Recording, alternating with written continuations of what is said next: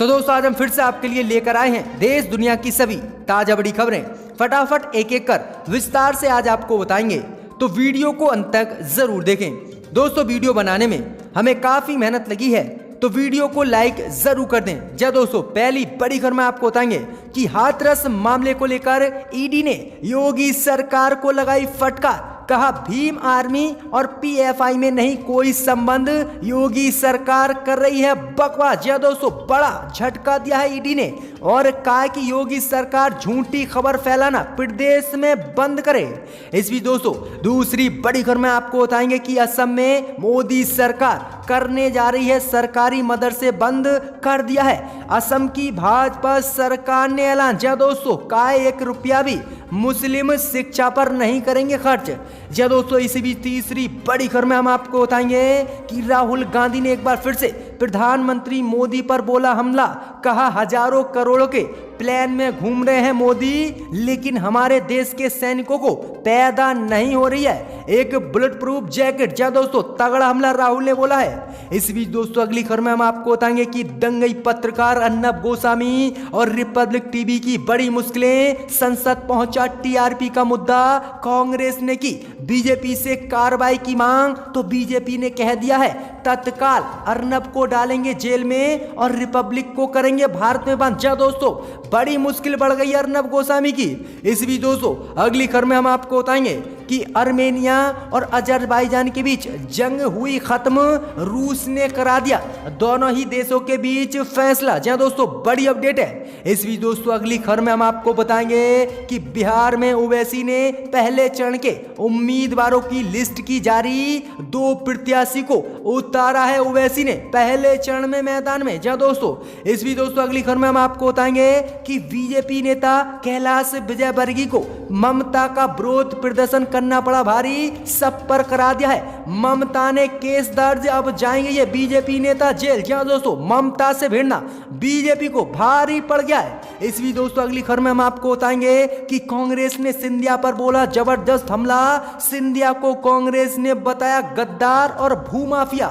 इस बीच दोस्तों अगली खबर में हम आपको बताएंगे कि बिहार में बीजेपी की बड़ी मुश्किलें, बीजेपी ने बागी नेताओं को दी चेतावनी, 12 अक्टूबर तक पार्टी में आए वापस वरना करेंगे कार्रवाई। तो दोस्तों सभी खबरों को विस्तार से एक एक कर आज आपको बताएंगे, तो वीडियो को अंत तक जरूर देखें। इसी बीच बढ़ते दोस्तों पहली बड़ी खबर की ओर, तो हाथरस मामले को लेकर ईडी ने आज योगी सरकार को लगाई फटकार। कहा भीम आर्मी और पीएफआई में नहीं कोई संबंध, योगी सरकार कर रही है सिर्फ बकवास। जी दोस्तों, ये तगड़ा झटका ईडी से हाथरस को लेकर लगा है। जैसा कि दोस्तों आप जानते हैं कि कल ही उत्तर प्रदेश की योगी सरकार ने दावा किया था कि हाथरस में सांप्रदायिक दंगा और हिंसा फैलाने के लिए पीएफआई और भीम आर्मी के बीच लिंक पाया गया है और ये दोनों ही संगठन विदेश से 100 करोड़ रुपए की फंडिंग कर रहे हैं और हाथरस में दंगा फैलाना चाहते हैं। अब इसी को लेकर प्रवर्तन निदेशालय यानी ईडी ने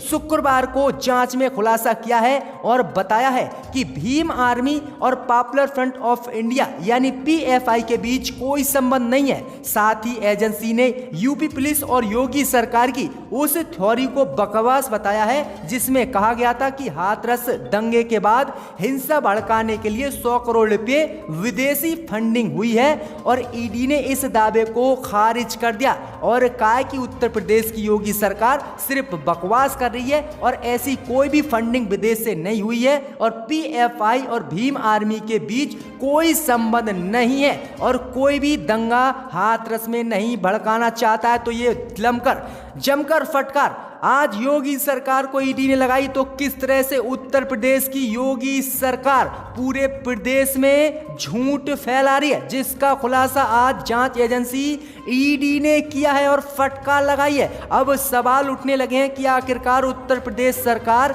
क्यों हाथरस मामले को लेकर झूठ बोल रही है। इसी बीच बढ़ते दोस्तों अगली खबर की ओर, जो बड़ी खबर सामने निकल कर आ रही है असम से। असम में बीजेपी सरकार सरकारी मदरसों को करेगी बंद, कर दिया है भाजपा ने बड़ा ऐलान। जी दोस्तों, ये बड़ी खबर सामने निकल कर आ रही है कि असम की बीजेपी सरकार ने आज फैसला लिया है कि वह असम के सभी सरकारी मदरसों को बंद करेगी। जी दोस्तों, आपको बता दें कि ये जानकारी राज्य के शिक्षा एवं वित्त मंत्री हिमंत विश्व शर्मा ने शुक्रवार को दी है।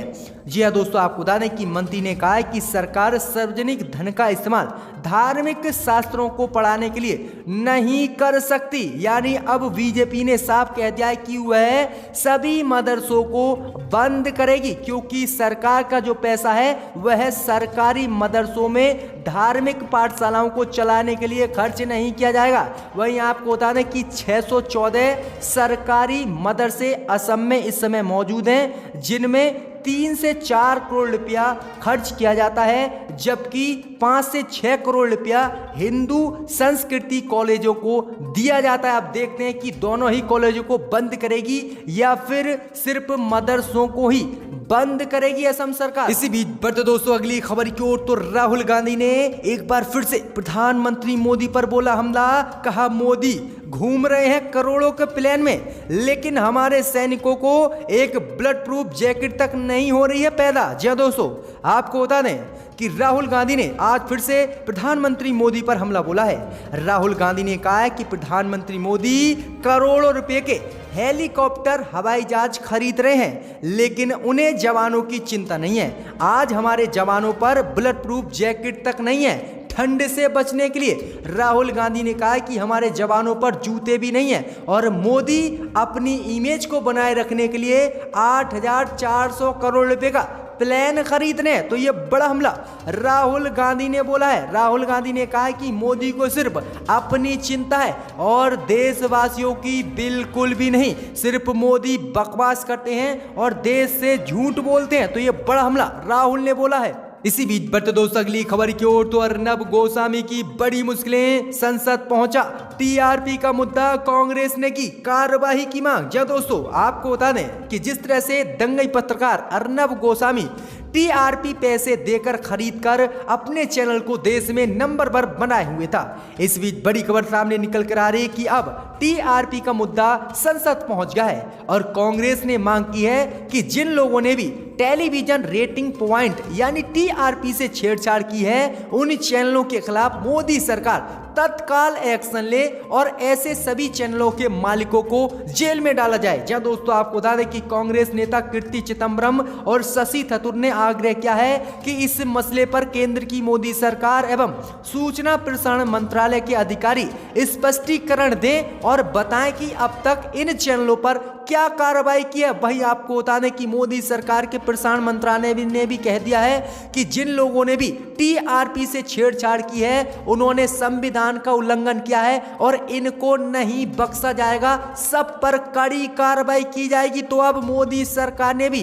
कह दिया है कि जिन लोगों ने भी टीआरपी से छेड़छाड़ की है, जिन चैनलों ने टीआरपी से छेड़छाड़ की है, उन सभी पर कड़ी कार्रवाई की जाएगी, क्योंकि उन्होंने संविधान का उल्लंघन किया है। बड़ी अपडेट अर्नब गोस्वामी की अब और मुश्किलें बढ़ गई हैं। अब दंगई पत्रकार अर्नब गोस्वामी जेल जाएगा पक्का। इसी बीच बढ़ते दोस्तों अगली खबर की ओर, तो आर्मेनिया और अजरबैजान के बीच युद्ध हुआ खत्म, रूस ने कराई दोनों ही देशों के बीच मध्यस्थता। जी दोस्तों, आपको बता दें कि पिछले 1.5 हफ्ते से लगातार आर्मेनिया और अजरबैजान के बीच नगारोनो काराबास को लेकर जंग छिड़ी हुई थी और दोनों ही देश एक दूसरे पर हमला कर रहे थे, जिसमें लगभग 500 व्यक्तियों की मौत हो गई और हजारों व्यक्ति बुरे रूप से घायल हो गए। इस बीच खबर सामने निकल कर आ रही दोस्तों कि दोनों ही देशों ने आज दोपहर ऐलान किया है कि अब उन्होंने जंग को खत्म कर दिया है। इसके पीछे वजह बताई जा रही है कि रूस ने इन दोनों देशों के बीच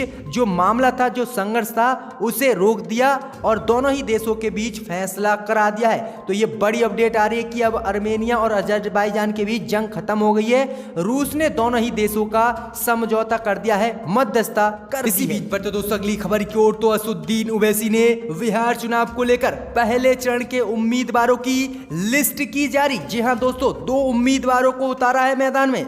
जी दोस्तों, आपको बता दें कि असदुद्दीन ओवैसी ने गठबंधन करके आज अपने पार्टी की पहले उम्मीदवारों की लिस्ट जारी कर दी है। जी दोस्तों, आपको बता दें कि असदुद्दीन ओवैसी ने पहले चरण के चुनाव में अभी तक 2 उम्मीदवारों को टिकट दिया है। ये दोनों ही उम्मीदवार गया जिले की विधानसभा सीटों से चुनाव लड़ेंगे। जी दोस्तों, आपको बता दें कि असदुद्दीन ओवैसी ने गेरुआ विधानसभा सीट से कौशिला देवी को टिकट दिया है। वहीं गया जिले की दूसरी विधानसभा सीट जिसका नाम शेर घाटी है, यहां से मंसूर आलम को टिकट दिया है। जी दोस्तों, असदुद्दीन ओवैसी ने बिहार चुनाव के पहले चरण में 2 उम्मीदवारों को अपनी पार्टी से टिकट दिया है। इसी बीच बढ़ते दोस्तों अगली खबर की ओर, तो पश्चिम बंगाल की मुख्यमंत्री ममता बनर्जी का विरोध करना बीजेपी को पड़ा भारी। ममता ने बीजेपी नेता कैलाश विजयवर्गीय मुकुल राय के खिलाफ दंगा भड़काने के मामला करा दिया है दर्ज।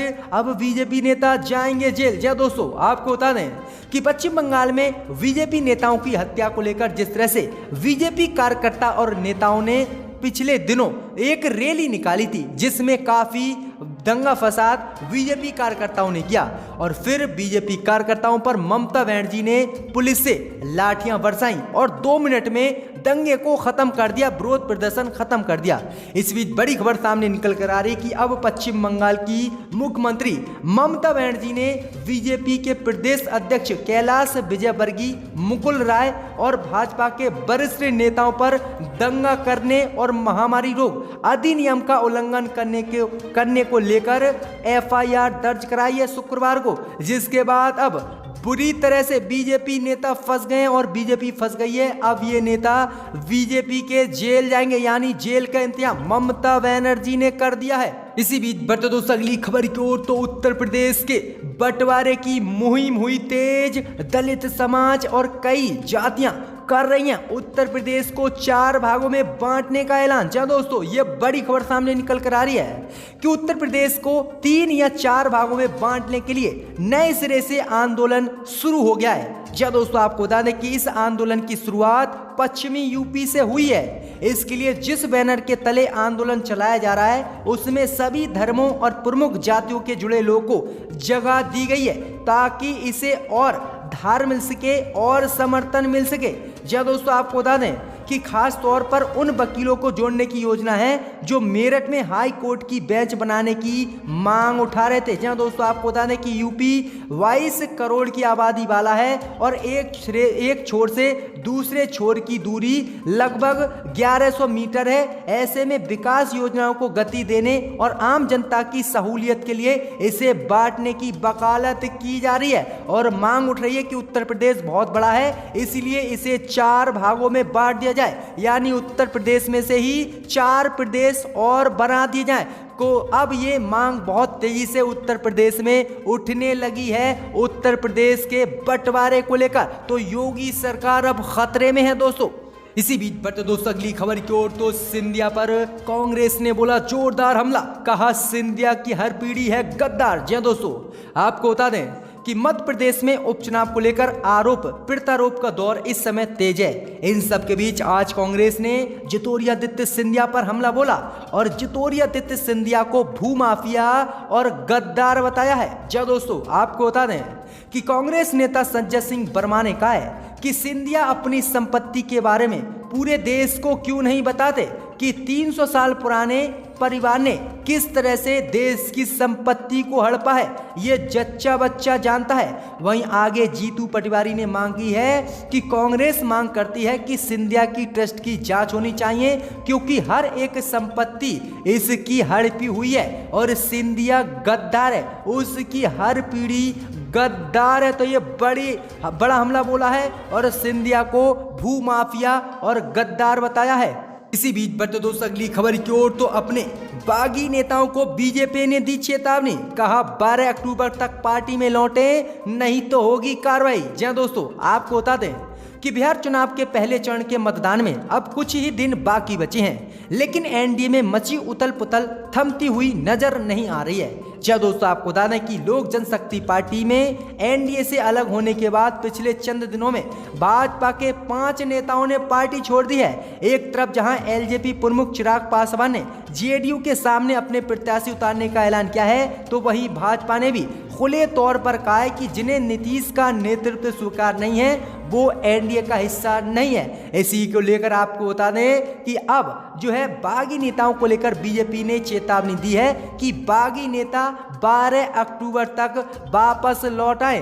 अगर ऐसा उन्होंने नहीं किया तो पार्टी उन पर कार्रवाई करेगी और उनकी सदस्यता रद्द करेगी। जी दोस्तों, तो बीजेपी ने यह बड़ा चेतावनी दे दी अपने नेताओं को। इसी बीच बढ़ते दोस्तों अगली खबर की ओर, तो अंतिम दर्शन के लिए पासवान की बेटी को एयरपोर्ट पर नहीं मिली एंट्री, तो दामाद ने किया हंगामा, वहीं सुशील मोदी पर बोला हमला। जय दोस्तों, आपको बता दें कि पूर्व केंद्रीय मंत्री रामविलास पासवान का गुरुवार देर शाम निधन हो गया और आज उनके यहाँ पर उनका अंतिम संस्कार किया जाएगा। वो लंबे वक्त से बीमार थे। इसी बीच आपको बता दें कि उनकी अंतिम विदाई जो थी वो दिल्ली के अस्पताल में हुई थी और इसके बाद उनका पार्थिव शरीर पटना लाया गया है, जहां उनकी बेटी और दामाद को ही एयरपोर्ट पर अंतिम दर्शन के लिए एंट्री नहीं मिली, जिसके बाद उन्होंने जमकर हंगामा किया।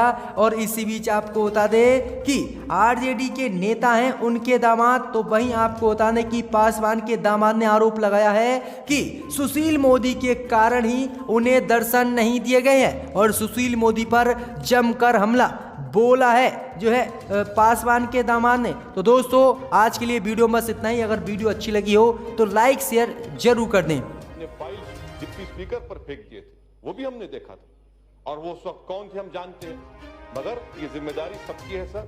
और यकीनन जो अपोजिशन की तरफ से एहतजाज हो रहा था इसलिए हो रहा था कि दिल्ली में जो नस्ल